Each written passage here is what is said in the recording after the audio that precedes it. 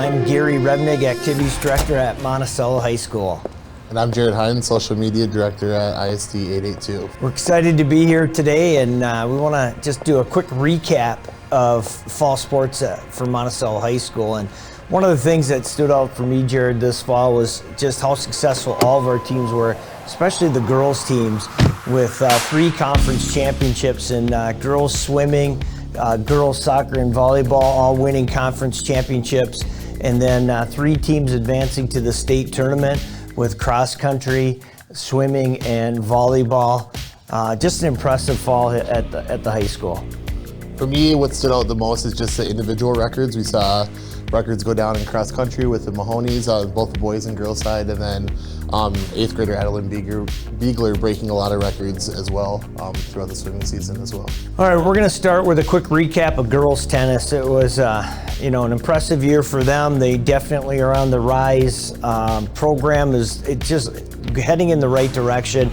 Young team that just kept getting better. We finished 3rd in the Mississippi 8 Conference, which is definitely an improvement from previous years. And it's a group that has a lot of fun.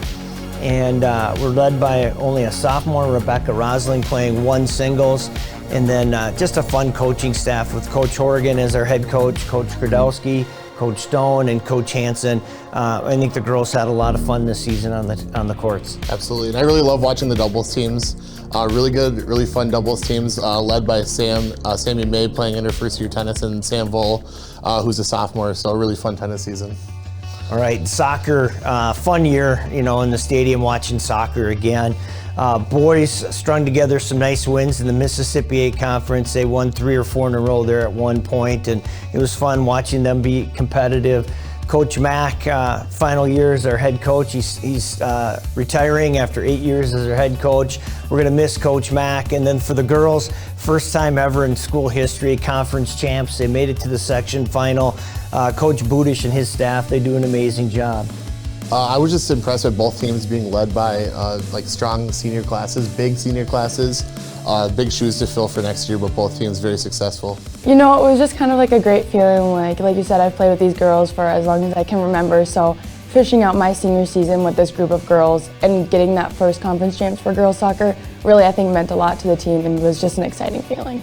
Let's slide into swimming here. Just wrapped up the swim season seems like it never ends. Just finished last weekend with the state tournament, and what a run it was for the Magic. We won the conference.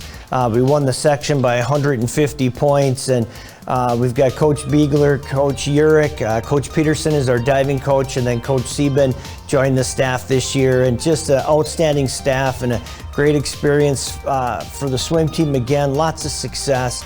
We advanced 6 individuals to compete in the state tournament. What stood out for you with swimming? I think what stood out to me, teaching 8th grade at the middle school, all these 8th grade and 7th and 8th grade middle school swimmers, how much fun they have. They just have so much fun, enjoy going to practice with the coaching staff and with those older girls leading them along the way. Yeah, and we know with swimming, we're gonna try to find a way to keep climbing up in the final rankings at state.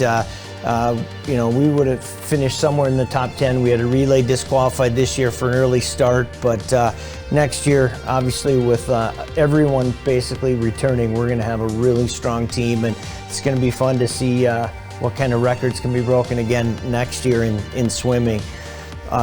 Moving along, let's go to cross country. We got both cross country teams had amazing seasons.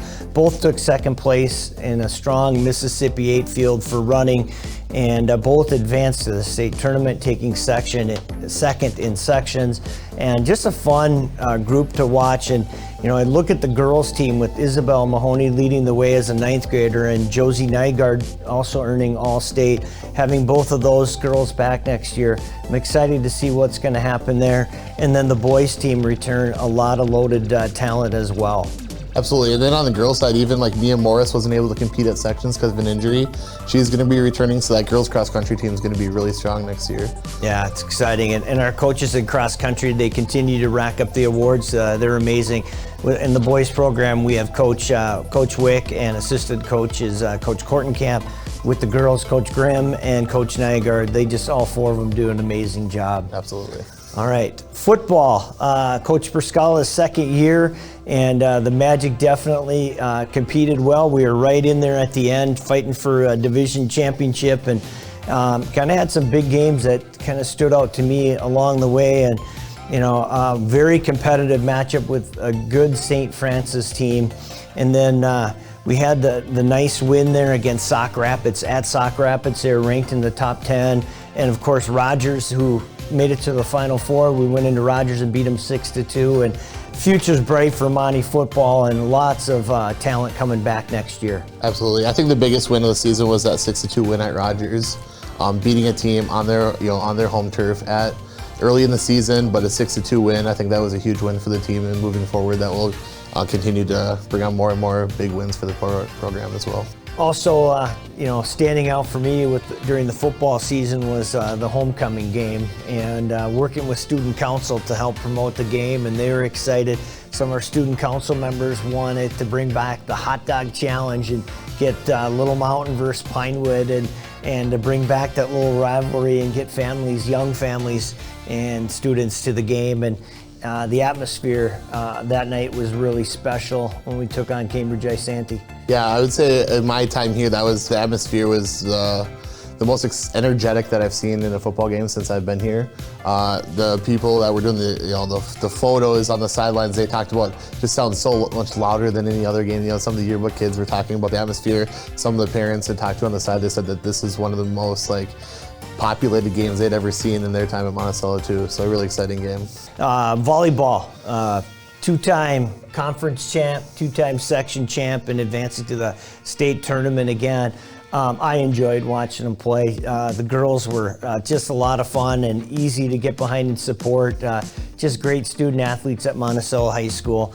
And again, the coaching staff did an amazing job getting us back to the state tournament, led by our head coach, Beth Modaff, who's doing an outstanding job, and assistant coaches Joy White, Jen Lemke, Bria Anderson, and then the ninth grade coaches doing a great job getting them ready with Jordan Garretts and Katie Fassett. How about for you? Yeah, I just thought it was down at the state tournament. I got the chance to talk to Coach Modaff, and she just said that second time going down to state, just how much easier it was for the girls who had already been there. The bright lights didn't overwhelm them as much, and they got to have a lot more fun the second time around. After finishing there last year, we kind of set a goal for ourselves at the beginning of this season to finish there again. So I think it was super exciting for everybody to get to finish. We also have our adaptive soccer team we hosted right here at the middle school, the Coyotes, and Coach Ziebel and Coach Libesmeyer did an outstanding job, first year's head coaches, taking over for Franny Pearson, who coached the last couple years, and she did a great job. And participation numbers are up for the Coyotes. Program's heading in the right direction, and if you haven't made it to one of our adaptive games yet, you need to get there. It's a lot of fun, and the kids give it everything they have when they compete. Absolutely, the crowd experience and the crowd interacting with the players is just something you have to get to if you haven't been there yet. And then for activities, we have our one act that will be competing this winter as well under Nathan Herfindahl. That's always exciting to see what they bring to the table as well. Yeah. A lot of excitement there in the fine arts program, and the musical will start after Christmas break. So thanks for being with us here today.